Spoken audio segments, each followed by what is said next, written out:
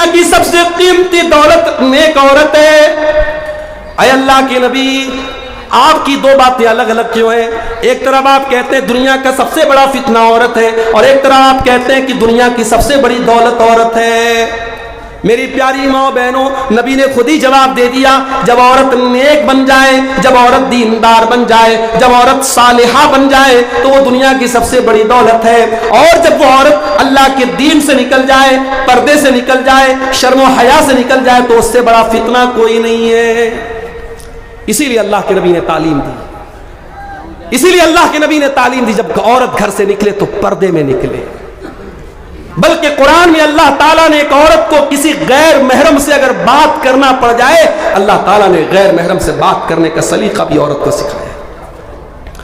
فرمایا فَلَا تَخْضَعْنَ بِالْقَوْلِ فَيَطْمَعَ الَّذِي فِي قَلْبِهِ مَرَضٌ۔ اے مسلمان عورتوں، جب تمہیں کسی غیر مرد سے بات کرنا پڑ جائے تو تم نرمی کے ساتھ اور لچک کے ساتھ بات مت کرنا، بلکہ تمہارے انداز میں کڑا پن ہونا چاہیے، تم کڑک انداز میں بات کیا کرو۔ وَقُلْنَ قَوْلًا مَّعْرُوفًا، اور جو بھی بات کرو صحیح بات کرو، دستور کے مطابق کرو۔ قرآن بتا رہا عورت کو بات کرنے کا طریقہ۔ اور کیوں ایسا کہا؟ کہا کہ سامنے والے کے دل میں کہیں تمہارے خلاف، تمہارے لیے کوئی امید کا پودا نہ اس کے دل میں پیدا ہو۔ رانگ نمبر سے کال آئی عورت کے موبائل پہ، لڑکی کے موبائل پہ۔ اب ایک طریقہ تو یہ ہے رانگ نمبر ہے، جلدی سے فون کاٹ دیا، نمبر بلاک کر دیا، اور دوسرا طریقہ یہ بات کرنے لگی۔ اب جب بات کرنے لگے گی اور مٹھاس کے ساتھ اور محبت کے ساتھ بات کرنے لگے گی، بات آگے بڑھے گی۔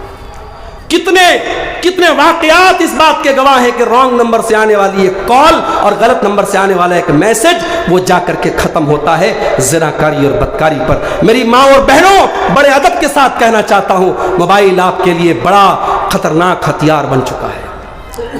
اس موبائل پر ہماری بہن اگر انسٹاگرام چلاتی ہے، واٹس ایپ چلاتی ہے، فیس بک چلاتی ہے، میں بڑے یقین کے ساتھ کہتا ہوں بڑی احتیاط کرو میری بہنوں۔ فیس بک کی دنیا میں کوئی آتا ہے اور آپ کی ہر پوسٹ کو لائک کرتا ہے، آپ نے کچھ ڈالا ماشاءاللہ سبحان اللہ کہتا ہے، اور ان باکس میں آ کر کے کہتا آپ مجھے بڑی اچھی لگتی ہیں، آپ سے محبت کا اقرار کرتا ہے۔ خبردار، اس کے جھانسے میں مت آنا۔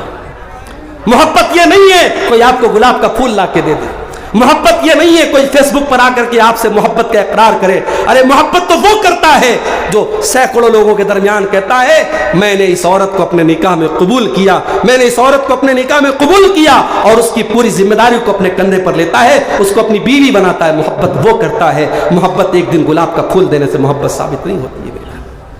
خبردار، یہ ناجائز محبت تمہاری آبرو اور تمہاری شرمگاہ اور تمہاری عزت کو خطرے میں ڈال دے گی۔ خبردار، سوشل میڈیا کا استعمال بہت احتیاط کے ساتھ کرو میرے بھائیوں۔ اس دور کا بہت بڑا فتنہ یہ عورت کا فتنہ ہے، اور جس میں عالم، جاہل، نیک، برا کوئی بھی پھنس سکتا ہے۔ اسی لیے اللہ کے نبی نے فرمایا جب کوئی مرد جب کسی عورت کے ساتھ اکیلے میں ملتا ہے تو تیسرا وہاں شیطان ہوتا ہے، چاہے وہ مرد اپنے دور کا بہت بڑا عالم ہو، وہ عورت بہت نیک عورت ہو، اگر تیسرا وہاں دو مرد اور عورت اکیلے میں ہے تو تیسرا وہاں شیطان موجود ہے۔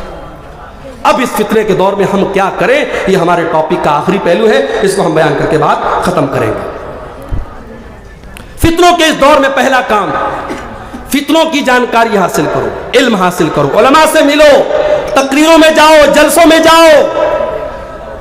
مجھے بہت سے لوگ ملے مڈروں میں، بھگیا میں، اور راستے میں جہاں مولوی صاحب ہم لوگ کل آئیں گے، دوسرے دن آئیں گے۔ یہ 2 دن کے جلسے میں پہلے دن کی کوئی ویلو ہی نہیں ہے۔ اگر 2 دن کے جلسے میں پہلے دن کی ویلو نہیں ہے تو پھر جلسہ 1 دن کراؤ بھائی۔ لوگ بتاتے ہیں صاحب مولوی صاحب پہلے دن لوگ کم آتے ہیں، دوسرے دن زیادہ آتے ہیں۔ یہ ماحول نہیں ہونا چاہیے۔ جلسہ اگر 2 دن کا ہے، دونوں دن آپ جائیں، یا 2 دن آپ مت کرائیے اگر اس کو برداشت نہیں کر سکتے۔ ان جلسوں اور تقریروں کو ہندوستان کے چنندہ علماء آپ کے بیچ میں آتے ہیں، اور یہ جلسے والے بڑی محنت کر کے، بڑی منت سماجت کر کے ان کا ٹائم لیتے ہیں۔ آپ قدر کریں۔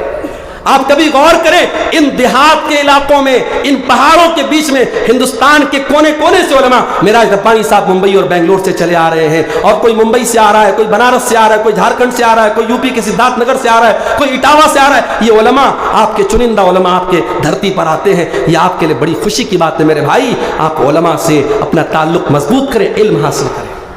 حضرت حذیفہ رضی اللہ تعالیٰ عنہ اللہ کے نبی کے صحابی ہیں، وہ کہتے ہیں دوسرے صحابہ اللہ کے نبی سے اچھی باتیں پوچھتے تھے، مگر میں پوچھتا تھا اے اللہ کے نبی آپ کے بعد برا کیا ہوگا، شر کیا ہوگا، برائی کیا ہوگی؟ میں اس لیے پوچھتا تھا تاکہ میں برائی سے بچ جاؤں۔ تو میرے بھائی فتنوں کی جانکاری حاصل کریں۔ اور جب فتنوں کا دور آ گیا ہے تو ایک بات اور کان کھول کر کے سن لو، فتنوں کے اس دور میں آپ کے گاؤں والے کیا کر رہے ہیں اس کی چنتا نہ کرو، پورے برہیٹ میں کیا ہو رہا ہے، پورے بواری جوڑ میں کیا ہو رہا ہے، پورے تتریا بغیا میں کیا ہو رہا ہے، اس کی چنتا نہ کرو، پہلے اپنے آپ اور اپنے پریوار کو سنبھالنے کی کوشش کرو۔ فتنوں کے دور میں اللہ کے نبی سے پوچھا گیا، اے اللہ کے نبی جب فتنوں کا دور آ جائے گا تو ہم کیا کریں گے؟ آپ نے فرمایا تاخذون ما تعرفون وتنکرون وتذرون ما تنکرون، اے میری امت کے لوگوں، جب فتنوں کا دور آ جائے تو شریعت کی جو باتیں تم کو معلوم ہے ان پر عمل کرنا، جو معلوم نہیں ہے ان سے اپنے آپ کو بچا کے رکھنا، وتقبلون علی امر خاصتکم، اور اپنے پریوار پر توجہ دینا، اپنی فیملی کو ان فتنوں سے بچا کر کے رکھنا۔ آج ہمارا مسئلہ یہ ہے، ہمیں گاؤں بھر کی فکر ہے، پورے محلے کی فکر ہے، ہمیں اپنے پریوار کی فکر نہیں ہے، ہماری بیٹی کہاں جا رہی، ہمارا بیٹا کہاں جا رہا ہے اس کی فکر نہیں، پورے گاؤں کی ہمیں فکر ہے۔ میرے بھائی اپنے پریوار پر توجہ دو، ہر انسان اپنے پریوار سے بڑی محبت کرتا ہے، اپنے بچوں سے ہم بڑا پیار کرتے ہیں، بچوں کو ذرا سی چوٹ پہنچ جائے ماں باپ بلکنے لگتے ہیں۔ ابھی بنارس کے ہمارے ایک دوست ہے، ابھی ایک ہفتہ پہلے کا واقعہ ہے، ان کا 1.5 سال کا بچہ، 18 مہینے کا بچہ، مکان کی چھت ڈھلائی ہو رہی تھی، سلیب ابھی نیا نیا سلیب بنا تھا، چھوٹا بچہ تھا، کھیلتے کھیلتے چھت پر پہنچا، چھت پر منڈیر نہیں تھی، چھت پر کوئی باؤنڈری نہیں تھی، چھت سے نیچے گلی میں گر گیا۔ 1.5 سال کا 18 مہینے کا بچہ، بڑا معصوم بچہ، بڑا پیارا بچہ، بچہ سیریس ہو گیا، بنارس کے بڑے ہاسپٹل میں لے کے جایا گیا، 24 گھنٹے بچہ چل نہیں پایا، انتقال ہو گیا۔ میرے بھائی میں اس وقت اتفاق سے باہر گیا ہوا تھا، مجھے خبر لگی، میں نے جب اپنے دوست کو فون کیا، وہ صرف رو رہا ہے، اس کی آنکھوں سے آنسو بہ رہے، کہہ رہے مولانا میرے بچے کی خطا کیا ہے، میرا بچہ کیوں چلا گیا؟ میں نے صبر کی تلقین کی، میں نے کہا اللہ آپ کو اس کا اجر دے گا، آپ صبر سے کام لیجیے۔ بڑی محبت کرتے اپنے پریوار سے میرے بھائی، کتنے لوگ ہیں اسی جھارکھنڈ کے، اسی آپ کے علاقے کے، دلی میں جا کے کام کرتے، کلکتہ میں کام کرتے، ممبئی میں کام کرتے، کیوں؟ کبھی آپ نے سوچا ہے دبئی میں اور سعودی میں جو لوگ کام کرتے ہیں بڑی اچھی زندگی نہیں گزارتے ہیں؟ ہمیں لگتا ہے صاحب وہاں تو اے سی میں رہتے ہوں گے، 24 گھنٹے وہاں محلوں میں آرام سے رہتے ہوں گے۔ کبھی آپ جا کے دیکھیں سعودی میں اور دبئی میں جو کام کرنے والے ورکرز ہیں ان کے کارخانے کیسے ہوتے ہیں، یہاں ان کے بچے عیش کر رہے ہیں، ان کی بیوی اے سی میں رہ رہی ہے، ان کے بچے کولر میں رہ رہے ہیں، وہاں بیچارے گرمی میں دھوپ میں ان کو ستایا جاتا ہے۔ میرے بھائیوں انسان اتنی تکلیفیں کس کے لیے اٹھاتا؟ اپنی فیملی کے لیے اٹھاتا ہے۔ جس فیملی سے ہم اتنا پیار کرتے ہیں کہ ہم گوارا کر لیں گے ہماری فیملی جہنم کی آگ میں چلی جائے؟ جس باپ نے 18 سال تک اپنی بچی کو محبتوں سے پالا تھا، بچپن میں اسے قرآن پڑھایا تھا، اسے مدرسے میں ڈالا تھا، کل جب وہ 18-20 سال کی جوان لڑکی جب وہ مرتد ہو جاتی ہے اور باپ کا گھر چھوڑ کے کسی غیر مسلم کے ساتھ فرار ہو جاتی ہے، اور اگلے دن نیوز آتی ہے کہ افسانہ آکانشا بن گئی اور عائشہ پوجا بن گئی، تو سوچو اس باپ کے کلیجے پر کیسی چھریاں چلتی ہوگی، اس ماں کے دل پر کیسی چھریاں چلتی ہوگی۔ میرے بھائیوں اپنی اولاد کے عقیدے کی فکر کرو، اپنی اولاد کے دین کی فکر کرو، اپنی اولاد کی آخرت کی فکر کرو۔ ابراہیم علیہ السلام جب اپنے لخت جگر اسماعیل کو اور اپنی بیوی ہاجرہ کو مکہ میں چھوڑ کے جانے لگے تو کیا دعا کرتے ہیں؟ وَجُنُبْنِي وَبَنِيَّ أَن نَّعْبُدَ الْأَصْنَامَ، اے اللہ میری اولاد کو تو کبھی بت پرستی میں نہ پڑنے دینا، کبھی شرک میں نہ پڑنے دینا، اے اللہ میری اولاد کو ہمیشہ تو شرک سے بچانا، بت پرستی سے بچانا۔ اگر ابراہیم علیہ السلام جیسے پیغمبر کو اپنی اولاد کے عقیدے کی فکر ہے میرے بھائیوں، ہمیں اور آپ کو بھی اپنے بچوں کے عقیدے کی فکر ہونا چاہیے۔ اسی لیے میں کہتا ہوں کہیں اگر مکان بناؤ، کہیں فلیٹ خریدو تو دیکھ لو آس پاس کا ماحول کیسا ہے۔ کتنے ہمارے اہل حدیث بھائی ہیں ایسے علاقے میں جا کے رہنے لگے جہاں تعویذ پہنا جاتا ہے، جہاں مزاروں پہ سجدے کیے جاتے ہیں، جہاں عرس منایا جاتا ہے، جہاں 11ویں منائی جاتی ہے، ہمارے اہل حدیث وہاں جا کے وہ سارے کام کرنے لگے، ان کے بچے وہ سارے شرک کے کام کرنے لگے۔ ماحول کا بہت اثر پڑتا ہے۔ اگر اپنے بچوں کی بھلائی چاہتے ہو، اپنی بھلائی چاہتے ہو، دینداروں کے ماحول میں رہو، اچھے ماحول میں رہو اور اپنے بچوں کی آخرت کی فکر کرو میرے بھائی۔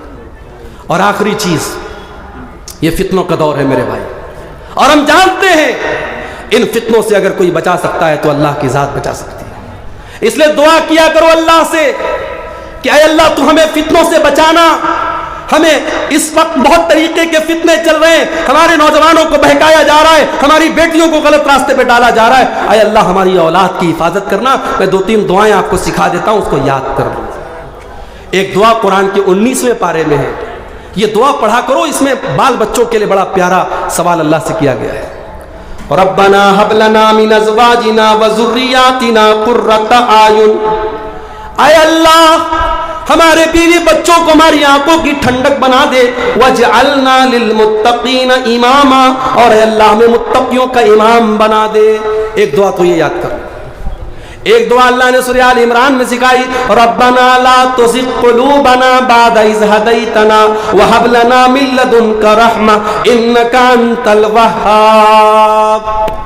اے اللہ جب تو نے ہم کو ہدایت کا راستہ دکھا دیا، اسلام کا راستہ بتا دیا، اے اللہ اب غلط راستے پر ہم کو کبھی نہ ڈالنا، ہم کو ہدایت پر آنے کے بعد کبھی غلط راستے پہ نہ جانے دینا، ہم کو ہمیشہ بچانا۔ یہ 2 دعا پڑھا کرو، یہ قرآن کی دعا ہے۔ اور تیسری دعا میں جو سکھا رہا ہوں آپ کو، یہ اللہ کے نبی نے حدیث میں ہم کو بتایا ہے، اللہم ثبت قلبی علی دینک، اے اللہ تو دلوں کا مالک ہے، اے اللہ میرے دل کو اپنے دین کے اوپر ثابت قدم کر دے، میرے دل کو اپنے دین پر جما دے۔ اللہم انی اعوذ بک من الحور بعد القور، اے اللہ اسلام پر آ جانے کے بعد اب میں غلط راستے پہ نہ چلا جاؤں، تو مجھے میری حفاظت فرمانا، مجھے غلط راستے پر جانے سے مجھے بچانا۔ ان دعاؤں کو میرے بھائیوں یاد کر لو، یہ دعائیں ہمارا بہت بڑا سہارا ہے، ان دعاؤں کو کبھی ہلکے میں مت لینا۔ اور یہ یاد رکھنا، جتنا اللہ تبارک و تعالیٰ کی ذات پر آپ کا یقین کامل ہوگا، اتنا اللہ تعالیٰ ان فتنوں سے آپ کو بچائے گا۔ میرے پیارے بھائیوں، اللہ سے دعا کیجئے رب العالمین ہم کو ہر قسم کے فتنوں سے محفوظ رکھے۔ پروردگار ہمارے بیوی بچوں کو ان تمام فتنوں سے جن کا میں نے ذکر کیا، چاہے وہ مال کا فتنہ ہو، چاہے وہ شہوتوں کا فتنہ ہو، چاہے وہ ارتداد کا فتنہ ہو، اللہ ہمارے پریوار کی حفاظت فرمائے۔ اللہ آج کے اس پروگرام میں جو بھائی بہن ہمارے آئے ہیں، اللہ تعالیٰ سب کو کہنے سننے سے زیادہ عمل کرنے کی توفیق عطا فرمائے۔ کل کا دن بھی انشاءاللہ بڑا اہم ہے، اور ہماری جماعت کے بڑے علماء کل بھی موجود رہیں گے، آپ حضرات کل بھی پروگرام میں ضرور شرکت کریں۔ اللہ تعالیٰ ہمارے ان دونوں دنوں کی حاضری کو قبول فرمائے، اللہ تعالیٰ ہمیں دنیا اور آخرت کی کامیابی نوازے، آمین۔ ربنا تقبل منا انک انت السمیع العلیم وتب علینا انک انت التواب الرحیم، وصلی اللہ تعالی علی نبینا محمد وعلی آلہ وصحبہ اجمعین۔